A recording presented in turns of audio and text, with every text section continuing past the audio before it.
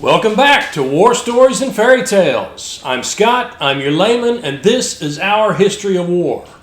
Today we're headed back to ancient Egypt to look at what might have been the final battle of Ahmose I, expulsion of the Hyksos from Egypt. Because Ahmose I, a pharaoh most of us have never heard of, has done something no other commander has done yet on this show. Ian Adam couldn't do it, Sargon the Great couldn't do it, even Hammurabi couldn't do it. Ahmose I is the first military leader we've seen who's making a second appearance on the show. So Ahmose, if you have access to YouTube and the afterlife, congratulations. This is quite an accomplishment. So Ahmose secured his reputation as a badass when he drove the Hyksos out of Lower Egypt after a century of occupation by capturing the city of Avaris around 1550 BCE. And today we're going to look at his encore to that performance, the Siege of Sharuhen, sometime around 1530 BCE. So to recap, just in case you didn't see last week's episode on the Siege of Avaris, the Hyksos ruled Lower Egypt from about 1640 BCE to about 1550 BCE. Ahmose I was the third pharaoh to try and kick him out. First, his father Sekenenre-Tao attacked them and got hacked up by axes for his troubles. Then Ahmose's brother Ahmose took several of their cities, but was probably killed when he turned south to deal with an invasion from Nubia. Then Ahmose's mother Ahotep I held things together and strengthened Egypt until Ahmose was old enough to rule. And finally, Ahmose took over the fight and took the last two Hyksos strongholds, Jaru and Avaris. That freed Lower Egypt from Hyksos control and left the region open for Ahmose to resume Egyptian rule. I can't find any evidence that he asked the people which regime they would prefer. And sometime after he kicked the Hyksos out of Avaris, Ahmose marched east and north out of Egypt and laid siege to the city of Sharuhen. We don't know exactly where Sharuhen was, but archaeologists think it was in Canaan, modern-day southern Israel, probably somewhere around Gaza. Unfortunately, we have about as much information about Sharuhen as we do about Avaris. We have a general date, and we know Ahmose was the pharaoh that led the Egyptians in the battle. And we have one account that says the siege took 3 years. And we have several sites in Canaan that show evidence of destruction and burning around the same time period. Incidentally, this battle and the destruction in the region from this general time period are some of the clues we use to say that the Hyksos came from Canaan. It's not conclusive, and archaeologists are still arguing about it. But the idea that the Hyksos fled home to Canaan and Ahmose chased them there and wiped them out is compelling enough that many writers seem to accept it. But like so many other facts about this battle, who the hell really knows? So we need to answer a question first that I teased at the end of the last episode. If you remember at the end of the Siege of Avaris, it looks like the Hyksos may have been allowed to surrender and leave the city peacefully rather than being massacred as the Egyptians sacked the city. The main driver for this idea is that the ruins of Avaris don't show any evidence of the kind of burning or destruction you would expect from a sack. But if you have your enemy trapped, you don't generally want to just let them go. You want to make sure they can't turn around and bite you in the ass later. So why would Ahmose allow his enemy to leave Avaris peacefully and then chase him down and destroy him somewhere else? Obviously, we don't have the answer, but there are a few possibilities that occur to me. The first is that it was a pragmatic decision. Avaris was the Hyksos capital and had been for the best part of 100 years, but it was still an Egyptian city populated by people Ahmose thought of as Egyptians. It could be that Ahmose recognized that they would be more likely to accept their role as loyal Egyptian subjects if he didn't, starve them and burn their homes and kill their men and rape their wives and daughters. It could also have been part of the terms of the Hyksos' surrender. We'll bug out and get out of your hair if you'll treat these people humanely. So he let them go and took the city peacefully, knowing full well that he'd be chasing that payback just as soon as he could consolidate his hold on the city. The second possibility is that he did sack Avaris, and the archaeologists are wrong. I mean, these guys are good, but the records aren't perfect after 3,500 years. It's possible they've missed something, or the Egyptians did a really good job cleaning up their mess, or the Nile Delta flooded exceptionally high one year and destroyed the evidence. In this case, a few Hyksos might have escaped and he chased them to Sharuhen. Or he just decided to carry his campaign to the Levant to make sure those sons of bitches wouldn't ever threaten him again. Honestly, this option seems like the least plausible to me. I have a lot of faith in our scientists knowing what they're doing. And when they're willing to stand up and say the evidence doesn't support a conclusion that's been pretty popular for a long time, that tells me they're doing their jobs. The third possibility is that Ahmose let the Hyksos go, then changed his mind. Remember that he took the throne at the age of about 10, so he was still a pretty young ruler when he took Avaris, even if it was 18 years later. It could be that his conscience told him in the moment that letting him go was the right thing to do. Then he thought twice about it later. Or a trusted lieutenant wasn't there to help him think through his decision, and later he helped Ahmose see why he needed to go finish the job. Or his formidable mother confronted him about the decision, reminded him that's not what his father and brother died for, and he marched north out of embarrassment. Hell, it's also possible that he enjoyed working with his army and navy, was impressed with their capabilities, and wasn't ready to release them yet. So instead of going home, he marched them north just to see what they could do. The real reason could be any of these, or something else entirely. So here's the answer I'm going with. Ahmose saw letting the Hyksos go as the least of the evils available to him, so that's what he did. And when the news got back to Thebes, his mother was having none of it. She berated him in private, shamed him in front of his council, and refused to speak with him until he announced his plan to march north and finish the job. Because no matter who he is or what his position is, a man wants to know his mother is proud of him. So let's put a pin in that for a minute, because the traditional dating of these battles makes it look like they were farther apart than I think they were. If Ahmose took Avaris in 1550 BCE and Sharuhen in 1530 BCE, that implies a very different situation than if they were only a year or two apart.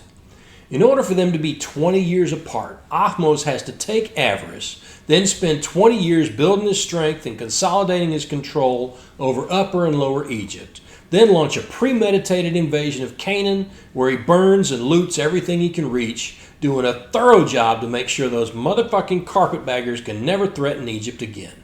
That's the kind of thing Hammurabi might have done. Except you might remember that Hammurabi was very secure in his rule of Babylon before he started kicking asses. But there's a problem with that timing for Ahmose.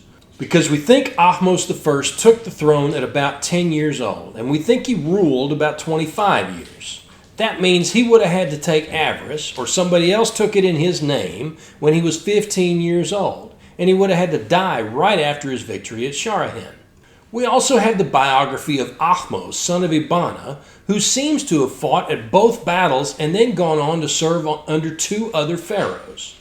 Certainly not impossible or even particularly implausible.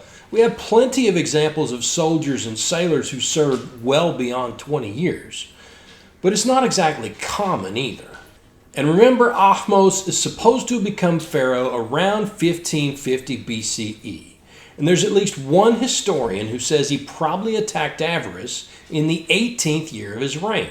That doesn't leave enough time for a 20-year gap between these battles. There's also another consideration. In war, just like in physics, momentum is a thing. An army coming off a major victory is going to be tired, but in a good way. Morale is through the ceiling and the guys are feeling invincible. A skilled general knows how to use that momentum to his advantage. You want to make sure your guys get a few days to rest and repair their gear and get a few good meals and celebrate in other ways. But if you wait too long, they'll get bored and morale and discipline will both start to suffer. Not to mention every day you spend not attacking is a day your enemy has to recover his losses and prepare his next move. Take all these factors together, and to me it adds up to pretty solid evidence that Ahmose didn't wait 20 years. So I'm going to draw you a picture of how I think it might have gone down. Just like a lot of our episodes, I'm going to have to take a lot of liberties with the history here, because we really have no way of knowing how it happened. But to me, this story seems plausible. No shit, there they were. Ahmose stood in the main square of Avaris, listening to his troops chant his name. The stones of the square are still wet with the blood of the 20 highest-ranking Hyksos officials, including their so-called pharaoh, Kamudi. But Ahmose, first of his name, was magnanimous in his victory. The wives and children of these men had been given to his officers as slaves, but 100 lower-ranking officials had been allowed to leave the city with their families on the promise never to return to the Nile. They'd sailed north down the delta to the sea. Avaris, the Hyksos' last stronghold in Egypt, was his after 100 years of Hyksos rule. His victory was complete, and Ahmose was feeling proud of himself. So he had his generals round up any men still out plundering the city, and he proclaimed 3 days of feasting in honor of the victory. Cattle would be driven into the city and slaughtered, and the beer and wine the men had discovered in the Hyksos storehouses would be free for the guys to drink their fill. Whatever was left after his soldiers and sailors had enough would be shared with the people of Avaris to help them recover from the siege. 2 days later, Ahmose was enjoying himself immensely, enjoying the feast he and his men had earned, when a messenger rushed up out of breath. Queen Ahotep, his mother, had just landed at the harbor. Well, Ahmose sent an honor guard to escort his royal mother to join him at the celebration. But when she arrived, one look at her face, and his proud smile died. She marched up to him, ignoring the drunken officers all around, and said 4 words. "What have you done?" Because word reached her in Thebes that he took the city, and also that he let 100 Hyksos officials leave with their families. 100 officers who would go home to Canaan, raise an army, and march right back to Egypt to retake what they had lost. He would see how much Hyksos' promises were worth when Memphis lay in ruins and his capital Thebes was under siege and on fire. Was this the result his father and brother had died for? Was this the revenge she had trained him to seek? All those 18 years she spent securing his power, putting down rebellions and building up his military in Upper Egypt, consolidating his hold on the cities his brother had forced the carpetbaggers out of. Was this the result he had hoped for? Was this what he called victory? 100 years of his people suffering for a feast? What about justice? What about vengeance? What about showing the nations the unavoidable fate of any who thought they could make slaves of Egypt? Yeah, Ahotep was a formidable woman and capable and maybe a little dramatic. But her challenge had the effect she intended. Ahmose let his men finish their feast, gave him a couple more days to rest, and then he had his generals form him up. And he marched north to Canaan with his navy shadowing him by sea. Their target was the Hyksos refuge, the city of Sharuhen. Now, we don't know exactly where Sharuhen was. There are 3 sites near Gaza that archaeologists have suggested may have been the city. But so far, nobody's been able to produce convincing evidence for one over the others. But this is my story, so I'm going to go with the site that's closest to the coast, because that's going to make the battle a little more interesting. So what kind of city are we looking at here? Well, let's just say Ahmose has his work cut out for him. This is not a sprawling city in a Mesopotamian river valley like the cities in the sieges we've seen so far. This is a fortress built for defense first. Sharuhen sits on a hill near the Mediterranean coast, just south of the modern-day town of Gaza. It's about a mile from the coast today, and maybe 4 miles from the current harbor. The beach below the site is long and straight and sandy with a gentle slope, a great place to beach a smallish boat with a shallow draft, which as far as I know would describe most boats that would have been sailing the Mediterranean in 1530 BCE. The city itself sits on a hill with at least one near vertical side. That side probably wouldn't have a wall, but any approachable sides would have been protected by walls and gates, with the main gate protected by towers that stick out far enough from the walls that an enemy can't approach the gate without getting an arrow in his ass or a sling stone upside his head. There was probably a ditch around the base of the hill to make it even harder to approach. At least one source says the ditch may have been filled with water to form a moat around the hill. So the first thing Ahmose has to do is secure the beach and the harbor against resupply or reinforcement from the ocean, because the ships of the time were small by our standards, but land enough of them and you can make any siege much more difficult. So the Egyptian Navy would be patrolling the shore looking for any non-Egyptian ships trying to land anywhere near Sharuhen. But what would they do when they caught one? Naval combat in the Bronze Age would look much different than what you might be thinking about. They obviously wouldn't have had guns. They wouldn't have had catapults or the giant crossbows the Romans called ballista. They wouldn't even have had the massive rams attached to their prows that the Greeks used 1,000 years later. These ships, as far as I can tell, really had no way to sink each other. So their best option is to get close enough to an enemy vessel to board her and kill everybody on board. Every ship would have had rowers to propel the boat, and anybody who wasn't busy rowing would have a bow or a sling to reach out and touch the guys on the enemy ship. But you don't win a battle unless you can close with and destroy your enemy, which you can't do with just arrows and slings. So you would have grappling hooks and ropes to catch the other ship and pull her alongside where your guys can jump on board and kill the enemy sailors. It doesn't look like they had any kind of specialized marines to do this wet work. Any sailor who wasn't busy with something even more important would grab a shield and an axe or a mace or a spear or a knife and jump into the scrap. It makes sense to me that it would usually be the larger ship grappling and the smaller one trying to get the hell away, because a larger vessel with a larger crew has an obvious advantage in this kind of fighting. And I'm going to guess the Egyptians had a huge advantage here, because as far as I know, they were the only ones with a navy to speak of at the time. The Phoenicians would come to dominate Mediterranean trade here in the next couple of centuries, but at this time even they were just getting started. So, the Egyptians control the coast. Time for the army to move in. Now, it makes sense to attack as soon as you can, especially if your enemy doesn't know you're coming. Anytime you spend preparing or waiting for the rest of your troops to come up is time your enemy has to prepare to defend against your attack. Another option is to form your troops up in front of the city so they can see how many guys you brought, then demand their surrender. And when they refuse that, you can demand that they come out and fight you in the open like real men. But the Hyksos in Sharuhen could count, and they would have told Ahmose to go fuck himself on both requests. So Ahmose's next move would be to attack and try to force the gate, but that approach failed too. How do we know? Because it looks like it took Ahmose 3 years to take Sharuhen. So after his attack on the gate failed, Ahmose settled back and started on Plan C.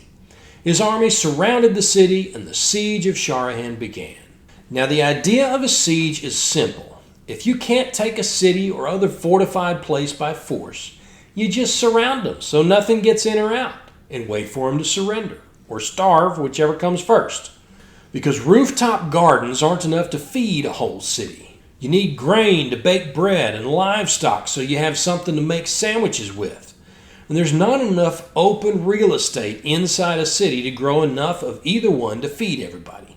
Now, if your target city has enough warning of your approach, they're going to harvest everything they can and bring their animals inside the walls to improve their food situation.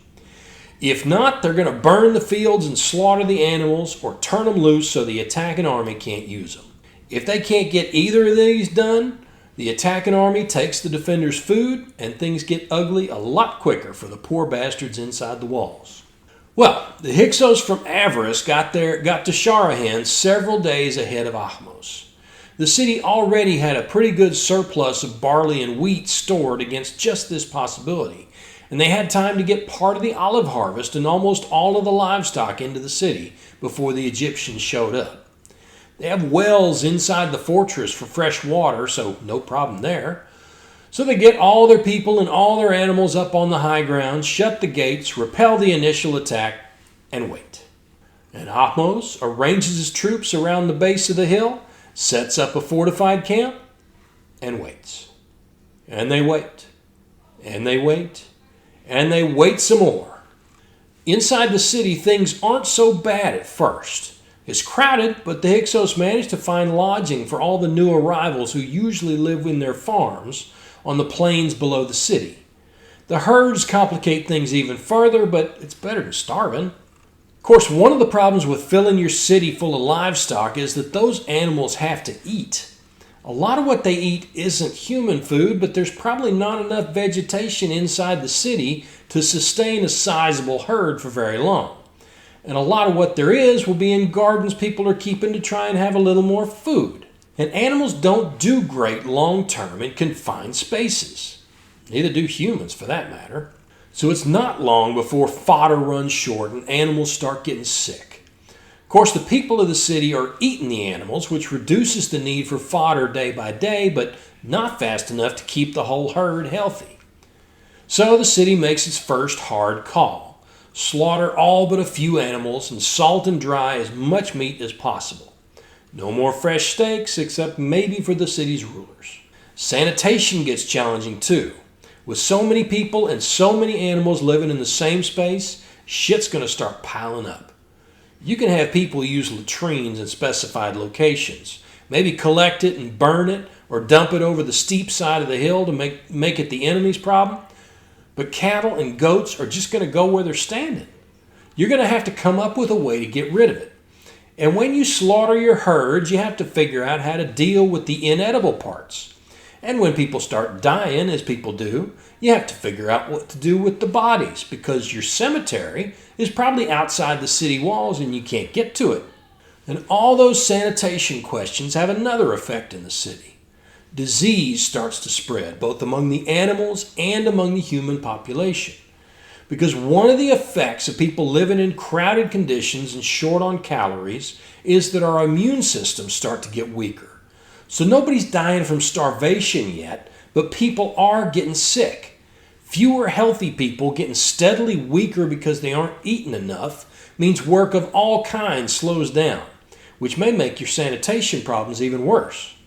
And let's just add another turd to this growing pile. People get desperate when things get hard. Many of us are going to reach out and look for ways to help each other. But some are going to help themselves and their families at their neighbor's expense.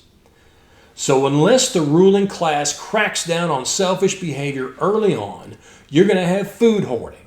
Then you're going to have theft, which probably includes helping yourself to your dead neighbor's stuff, rather than allowing the authorities to redistribute it to folks who need it. And finally, if the siege goes on long enough and people get desperate enough, murder and cannibalism.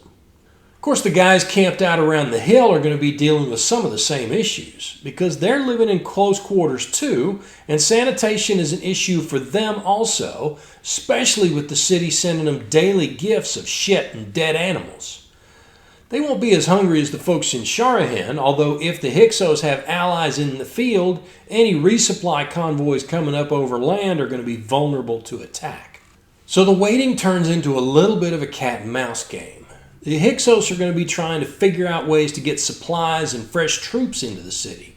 Maybe sneaking out at night, killing sentries. Maybe lighting fires in the Egyptian camp to distract them from a party going out. Maybe even digging tunnels to try and get past the Egyptian lines. One of the reasons I picked this site for Sharuhen is because there are 2 tunnels leading out of the fortress that date back to about the right time period. Meanwhile, the Egyptians are trying to keep the Hyksos bottled up, and Ahmose also needs to find ways to keep his troops occupied, because bored troops are almost as good as 6-year-olds at finding trouble. So he's probably sending out scouting and hunting parties, probably encouraging the occasional nighttime raid to see if he can get guys past the city's defenses. Probably has scouts looking for entrances to just the kind of secret tunnels the defenders are digging to get out of the city. And he was probably sending forces out to attack neighboring towns as well. There are burned and ruined towns all over southern Israel and Palestine from this time period. So it's a pretty good bet that the Egyptians either did a grand tour after they took Sharuhen, or they spent the 3 years of the siege sacking the other smaller Hyksos cities in the region. As long as this siege was, He might even allow units to rotate home to be replaced by fresh troops as things wore on. It's unlikely he spent the whole 3 years in the field himself, as close as Sharuhen is to the Nile Delta. And his mom probably came to visit the front lines a couple of times herself. And finally, after 3 years camped below Sharuhen, the Egyptians got the break they were looking for. A patrol captured a couple of boys on their way back to the city from an unauthorized foraging trip. Their grandmother was sick, they explained, and they went out looking for some fresh greens to help her feel better. And after some encouragement, they showed the Egyptians the hidden exit from the escape tunnel they had used. And that night, a company of the Pharaoh's own bodyguards snuck up the tunnel, quickly overpowered the guards at the entrance, then stole through the town to open up the gate for the main army. If those two boys were lucky, Ahmose had their throats slit before they had to watch what the army was about to do to their city. Because after such a long siege, every one of the Egyptian troops has a comrade who hasn't made it to this point. Between disease, Hyksos raids, maybe the odd arrow or sling stone launched from the top of the hill, plenty of Egyptians have died to get the rest of them to this point. And now they have a chance for payback. And they had come to wipe out the Hyksos after all. Ahmose would have had no interest in restraining his men as they sacked Sharuhen, then razed it to the ground. By the time they were finished, almost the entire population of Sharuhen would have been dead or enslaved, and any survivors lucky enough to get out or hide had nowhere to go, because the Egyptians had already destroyed the other Hyksos cities in the region. And sometime during the siege, or shortly after, the Egyptians decided on a new policy. In order to protect themselves from any further foreign conquest, they would have to make sure no other power in their world was strong enough to challenge them. To protect itself, Egypt was going to have to conquer the world. And once again, we don't know enough about this battle to do a scorecard. So even though Ahmose is the first leader to make it into 2 episodes, he doesn't get a lifetime score. Should have kept better records, Ahmose. If you enjoyed this episode, please give me a thumbs up and hit that subscribe button. And don't forget to tell your friends about me. Till next time, I'm Scott, reminding you to piss when you can. Have a good one.